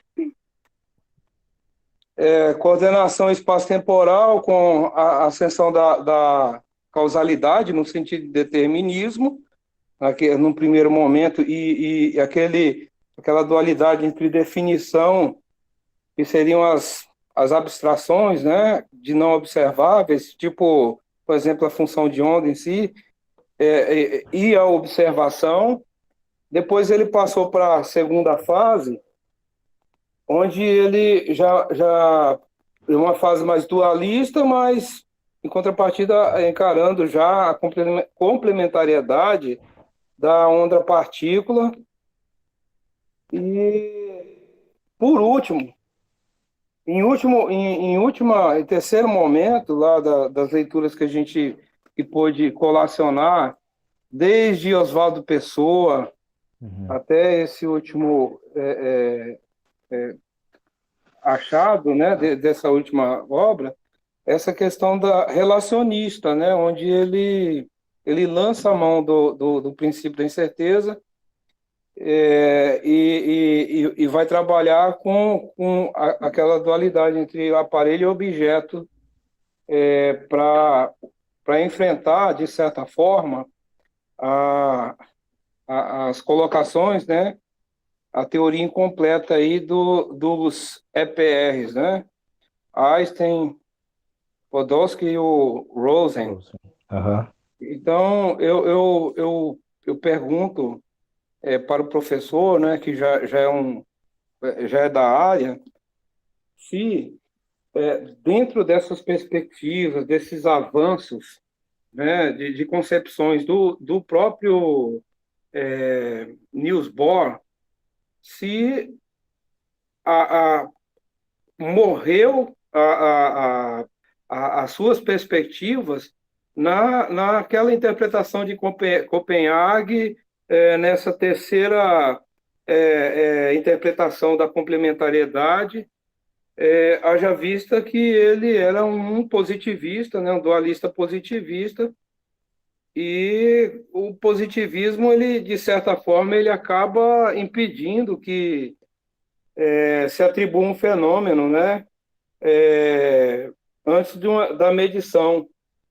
E aí, inclusive, ele fala sobre a retroadição em um dos textos, mas se houve, em razão de todas essas etapas evolutivas da abordagem teórica do Niels Bohr, se houve algo mais apresentado ou o que se tem por parte dele estancou-se nessa seara, né? Uhum. Tá. O Walter, né? Isso. Olha só, Walter, eu não sou um sujeito que conheço assim toda a trajetória do Niels Bohr até o fim da vida, né? O que eu posso te dizer, o que eu conheço é o seguinte: eu sei que ele se manteve bastante em relação à posição dele, que considerava razoavelmente, obrigado aí, Vinícius, consi- considerava razoavelmente uh, por aceita, por resolvida a questão, no sentido de que, até é bom lembrar, né, o Einstein morre em 55, né, o Bohr vive um pouco mais, então ele teve tempo de se esclarecer mais, né, diante da comunidade científica, da comunidade dos físicos, né, então nesse sentido eu diria que ele viu o resultado da interpretação dele ser mais bem aceita. Por quê, né, o Walter? Eu acredito que o que esteve em jogo mesmo não vou dizer que é a facilidade, mas é o uso matemático. Fácil não é quando você vai mexer com tudo isso dentro do aparato matemático, mas os resultados que possibilitaram, a gente vê hoje em dia, como eu comentei, né, mostrando lá que o artigo, deixa eu só pôr aqui de novo, né, o artigo, desculpa, o livro, né, esse livro aqui, né, que do Iceberg, e tanto o livro do Coin Tanudi, e muitos outros. Se pegarem os livros de mecânica quântica, como eu disse, eles não dão muita importância histórica, mas eles fazem basicamente a mesma trajetória. É difícil você encontrar um livro que é diferente disso, os livros de mecânica quântica, né? Então, assim, a gente pode dizer que a, a física do Bohr venceu não por apenas uma imposição da parte dele, acho que nem foi isso, nem é esse o caso de dizer, mas que o uso da parte dos físicos mostrou que aquilo tinha alguma possibilidade melhor. Como eu disse, fácil não é. Agora, se você pegar o livro de mecânica quântica do David Bohm, né, existe uma história de que o David Bohm escreveu o livro e mostrou para o Einstein, né? Aí o Einstein fala assim, vem aqui conversar comigo. É a historinha que eu sei, né? É mais ou menos assim. Então, o Einstein vai e fala para ele assim, olha, eu entendi, seu livro é bom e tal, mas tem isso, isso e isso. Aí você pega hoje uma leitura, você vai ver o livro do David Bohm, de mecânica quântica, tem lá um capítulo sobre a causalidade, né?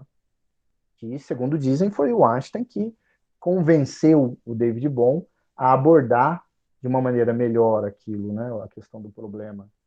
Então foi com conversas que, entre aspas, converteu, né, o David Bohm de alguma forma.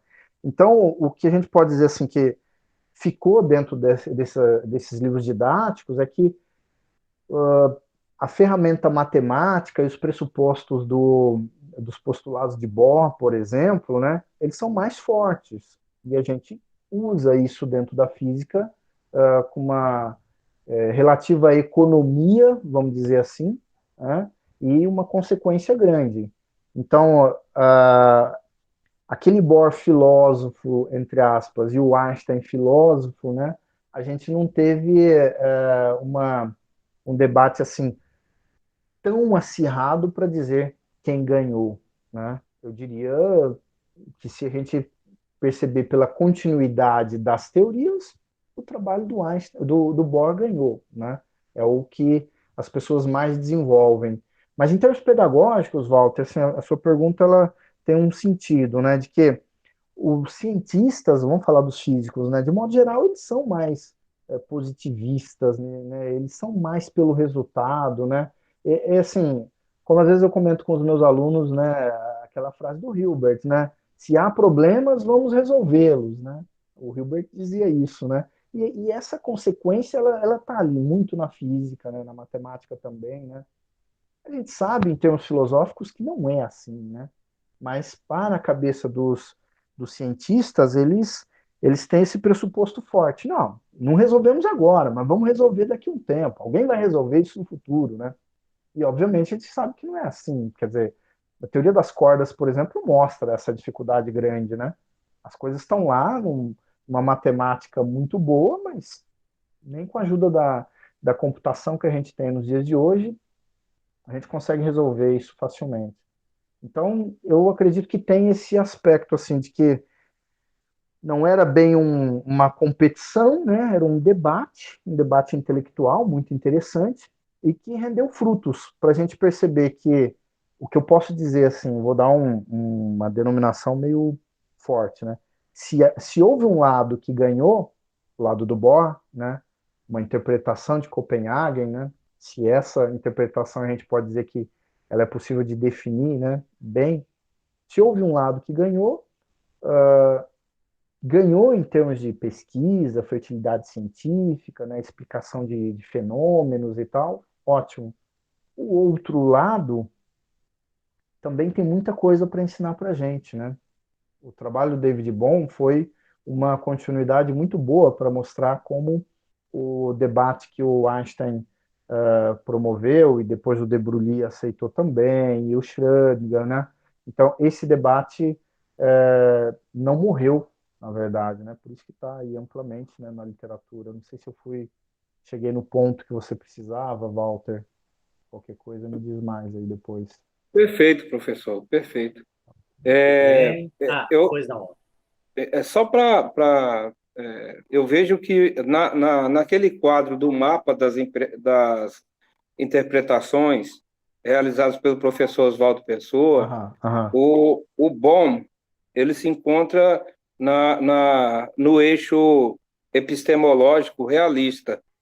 E Isso. no caso, isso, e o Bohr é positivista. O senhor Uhum, poderia, só para cansar mais um pouquinho o senhor bem aí, uhum. aproveitar o ensejo, é, pontuar para nós, assim, em palavras bem poucas e simples, a maior diferença entre essas duas correntes de interpretações de realistas e positivistas. Aham. Sim, o realista que você está dizendo aí, no caso do Bohm, e principalmente porque acho que na teoria dele a noção de causalidade é muito forte, muito importante, tem uma matemática que você poderia dizer assim, ela exige um pouco mais de trabalho. Esse tipo de corrente mais positivista que você está dizendo, tem uma matemática que tem menos trabalho. Eu nunca digo que é simples porque não é, né? Mas tem menos trabalho.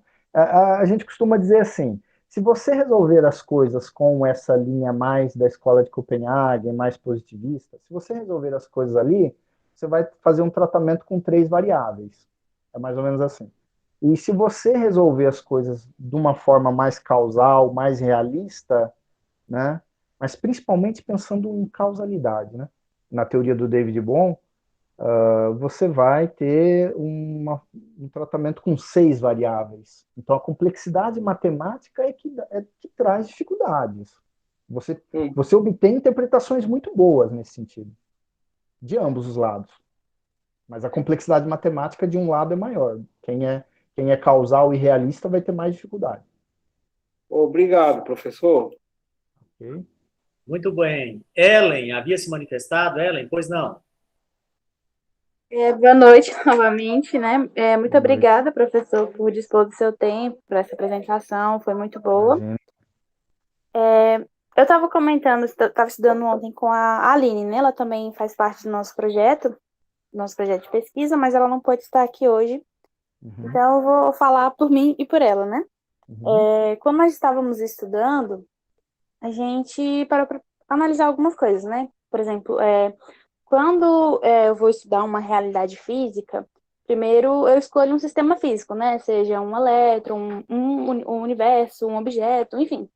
E o que eu, como físico, o que o físico faz? A gente descreve esse sistema completamente para um instante de tempo. Porque quando a gente tem isso, as leis da física, elas vão me permitir deduzir o estado desse sistema para todos os outros estados do sistema, né? Na Aham. física clássica, a gente precisa da posição e do momento. E já na física quântica, essas informações elas Sei. estão, de certa forma, codificadas, né? Na função de onda, por exemplo. Aham.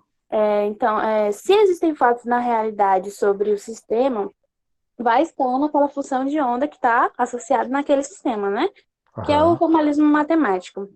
Então, é complicado pensar até que ponto a realidade da física quântica ela pode ser considerada uma teoria que fala a respeito da realidade, né? Porque a Uhum. observação própria em si, ela é de certa forma ilimitada, né? Ou Uhum. pelo menos direcionada, já que eu sei previamente que resposta do experimento eu vou ter, né? Se eu escolho tal objeto, eu tenho como Sim, resultado ondas. Se eu sim, escolho outro, posso ter como resultado partículas, né? Então, é de sim. certa forma direcionado. Então, Uhum. é complicado falar da própria realidade em si da física quântica, né? Uhum. Então, tendo em vista o fato de que a gente ainda tem algumas dúvidas, né? Assim como os pensadores do século XX, nós ainda temos dúvidas no que diz respeito ao fato de termos várias interpretações da física quântica, né? Sejam essas Sim. interpretações realistas ou irrealistas, né? Sendo a Uhum. maioria das interpretações irrealistas, né? Mesmo após o fim da hegemonia da interpretação ortodoxa de Bohr, a gente ainda tem a maioria das interpretações como irrealistas ou antirrealistas, né? Aham. Então, partindo nisso, né? As teorias da física, no final das contas, as teorias da física quântica, elas tendem a ser inerentemente incompletas no que elas podem abarcar? Tá. Bom, é, é uma pergunta mais complexa, né? No sentido de que, se você pensar mesmo as teorias físicas, né? Bom, imagine o seguinte, né? Será que é possível responder mesmo sobre todas as teorias físicas? No pressuposto do artigo do Einstein, ele está fazendo essas questões no sentido de, vamos dizer que uma teoria física tem que ser correta, por exemplo, tem que ser completa, né? Mas ele está muito com o olho lá dentro da mecânica quântica e sabendo o que as teorias clássicas disseram, né? Hoje a gente tem outras teorias, assim como teorias do caos, por exemplo, que tem tratamentos quânticos dentro dela, né? A gente sabe que a eletrodinâmica quântica responde coisas importantes também. Então, é como se a gente tentasse dizer assim, o que eu quero resumir, é como se o que a gente quisesse dizer de uma maneira teórica muito boa em termos de teoria física, a gente poderia até dizer de um modo clássico, mas teria que ter a quântica ali para responder muito bem, né? E aí, para espanto do Einstein, seria assim, mas aí a teoria quântica não está completa, não é completa, né, na verdade, não é completa. Como que a gente vai usar essa teoria em tantas situações, em tantos casos, né? Então, eu acho que assim, dá para ver que o Einstein colocou realmente um ponto que é assim, como a gente vai acreditar numa teoria que não é completa, né, como é o resultado ali do artigo, não é completa, e a gente vai usar isso como se a gente pudesse carregar para outras áreas da física. Senão vai ter. Porque o ponto não é só não descrever a realidade, não ser causal. Né? Essas coisas, sei lá, vamos dizer que a gente poderia adquirir uma espécie de familiaridade com a não realidade, com a não causalidade. Mas em termos, aí ele fala, mas em termos matemáticos ela não ser completa, aí dá uma dificuldade grande. Então, mesmo que as outras teorias tenham uma espécie de sentido de completude para elas, né, a gente ainda poderia dizer assim, mas o fenômeno ali, para ter uma explicação última, né? Porque eu estou dizendo nesse sentido, como você usou a palavra realidade em si, né? Para ter uma explicação última, eu teria que ter uma explicação do fenômeno na sua situação mais particular possível. Seria com a mecânica quântica. E aí ela não é completa. Então isso seria um defeito, né? Metodológico, epistemológico para a gente, que, assim, de alguma forma, eu posso dizer, os pensadores de filosofia clássicos, vamos chamar assim, né, de filosofia da filosofia natural, melhor dizendo, né, seja o Galileu, o Descartes, o Malebranche, o Newton, né? Eles são pensadores clássicos no sentido de que viram uma física, né, clássica que poderia funcionar bem. Vamos fazendo que as coisas vão acontecer, né? E até por isso mesmo que na época já do Lagrange, ele já pensou, bom, agora eu acho que eu meio que terminei aqui a física, né? Então, porque parecia tudo completo, é isso que eu quero dizer. Tá? Quando aparece a mecânica quântica, o Einstein olha aquilo, e obviamente ele ainda estava lá na recém-formação do século XIX, né? E, então ele sabia que, não, mas peraí, agora essa física clássica aqui, eu vou ter que aceitar que ela não ela é completa, só ela até certo ponto, a outra que apareceu não é completa. O Bohr vai dizer, né? Bom, calma, meu amigo, ó, é assim, tem que aceitar, a realidade é outra, né? A realidade é outra coisa. Na verdade, a gente não aceita, a gente não penetra na realidade das coisas, né? O Bohr vai tentar dizer, mudou, as coisas mudam, né? A física muda porque a gente pode ter uma interpretação diferente da física que vai fazer atacar aquele problema. Pode ser que seja bom isso, né? Como eu disse, em termos matemáticos, né? Pode ser, mas de fato a gente fica com uma situação um pouco desagradável. Como eu disse, em termos pedagógicos, fica faltando para a gente alguma coisa. Eu posso ir lá, né? Como eu já fui professor de física mesmo, né? E fazer umas equaçõezinhas lá de cinemática, né? De leis de Newton e tal. Aquilo tudo é bonito de ver e é tudo muito real, entre aspas, né? Eu dou exemplo do carrinho se deslocando e tal. Mas quando eu vou no mundo, né, dos átomos, lá no interior dos átomos, aquelas propriedades físicas não valem mais, né? Igualmente. Aí o Bohr diz, é assim mesmo, a gente tem que aceitar. O Einstein diz, não, eu tenho que procurar uma intervenção teórica, né, mais adequada no sentido de ter tudo mais detalhado em termos de realidade e causalidade. Então, as teorias, elas, em termos gerais, né, falando em teorias físicas, eu não sei se elas têm realmente toda o sentido completo. O fato é que o Einstein ter mostrado que uma grande teoria para nós, que é a mecânica quântica, ela não ser completa, né, já é um resultado muito bom. Mas só para lembrar uma coisa, Ellen, né, que me perguntou, vamos ver um outro caso.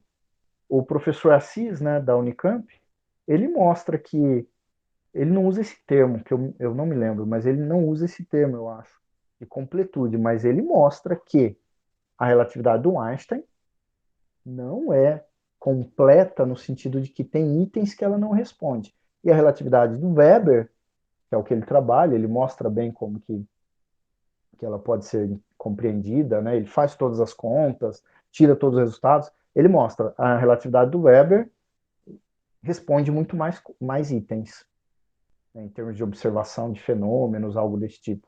Então aí eu só estou querendo dar aí um exemplo para encher a nossa memória aí de dificuldades com as teorias, tá? Não sei se eu também te respondi, Ellen, mas fica à vontade para a gente continuar a questão. Entendeu Tudo sim, ok, Ellen? professor, muito obrigada. Nada. Muito obrigado. Professor Erickson, eu teria duas questões para você, mas como os alunos vão entrar às 19 horas na aula, eu vou fazer pelo menos uma delas. Tá bom, desculpa.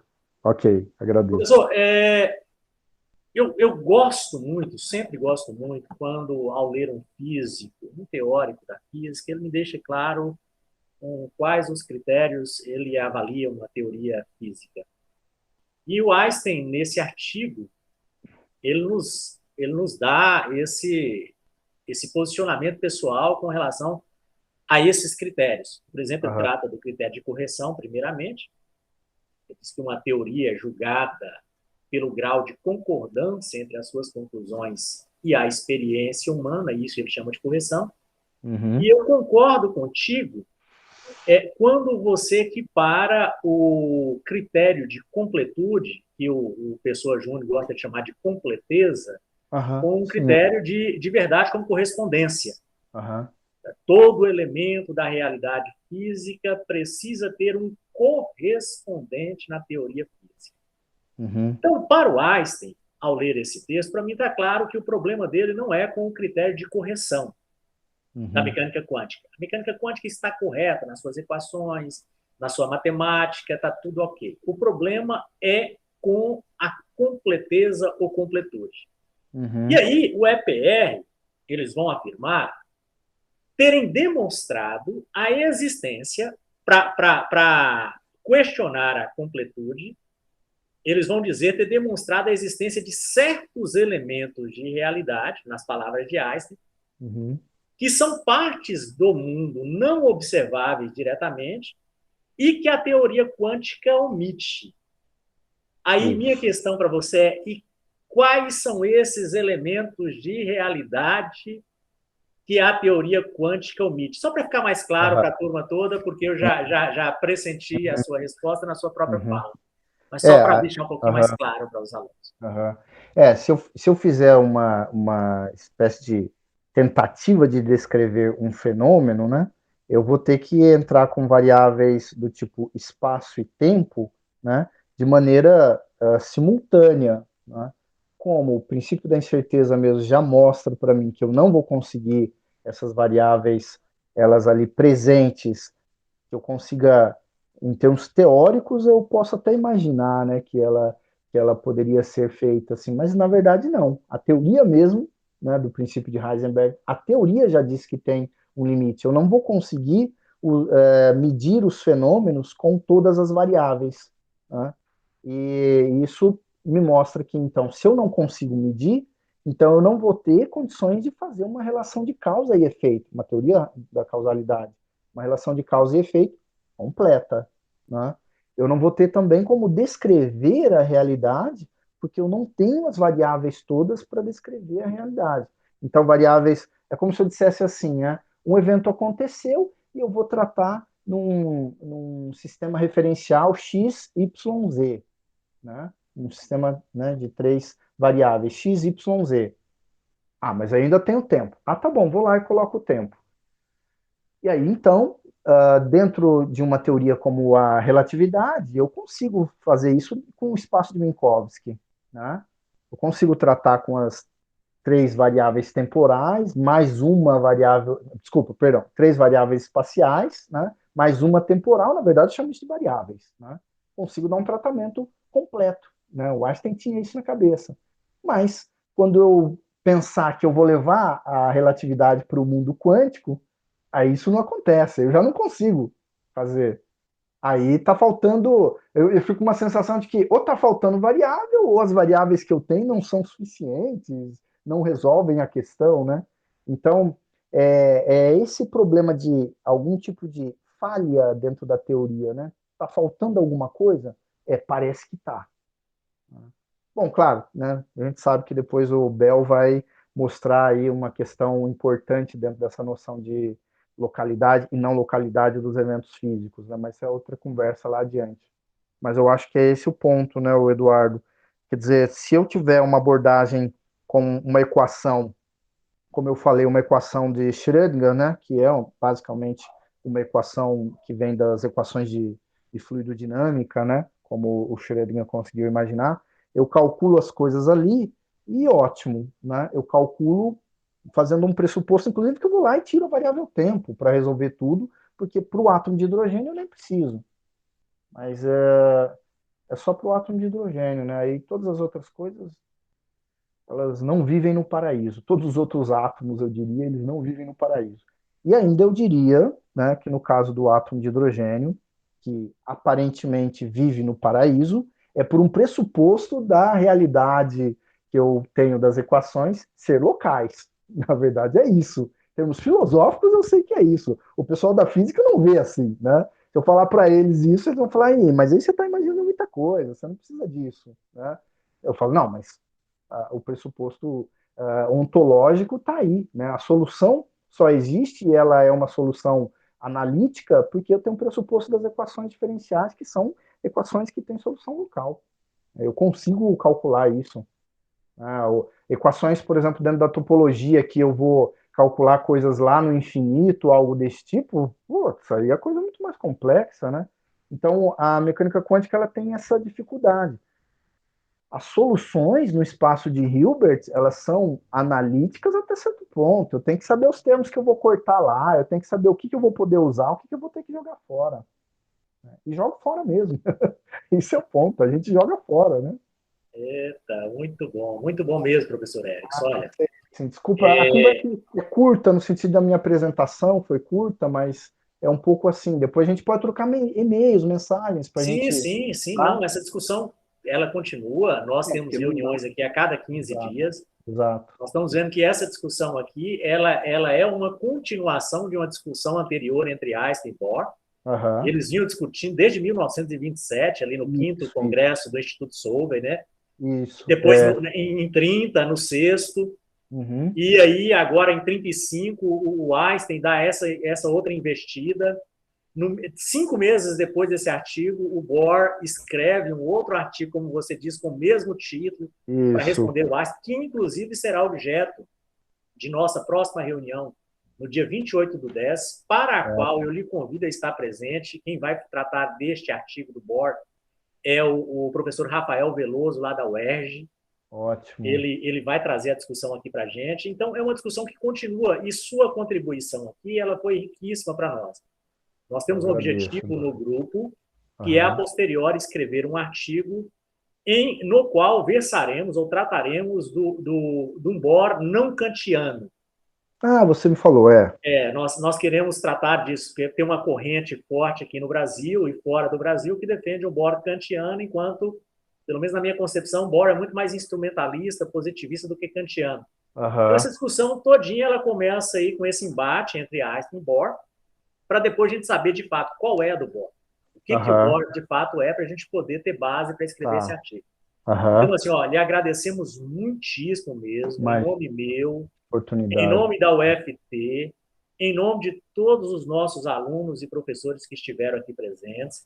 E faço muito gosto de que você esteja outras vezes conosco, professor. Vamos tentar fazer, eu vou tentar participar. Eu adoro esse tipo de conversa mesmo, da gente poder estudar junto essas questões e os alunos, inclusive, né, colocarem as questões aí, porque é fundamental para a formação deles, né, a gente sabe disso, e ter esse espaço. Olha, vocês estão de parabéns mesmo, eu fico muito feliz que vocês estão tendo essa chance, sabe, a minha contribuição foi realmente muito pontual, né, espero que a gente tenha a oportunidade de conversar mais. Muito bom ter esse contato com vocês, tá? Agradeço imensamente, sei que vocês têm aí as atividades para continuar agora, né, que é aula, tá bom? Obrigado, Eduardo. Tá joia. Obrigado você. Eu que lhe agradeço muito. A gente continua a conversa lá no WhatsApp. Tá joia. Muito obrigado a você e obrigado a todos que estiveram presentes aí. Eu vou parar agora a gravação para não ficar muito grande o vídeo. E tchau, gente. Boa noite para vocês todos. Muito obrigado mesmo.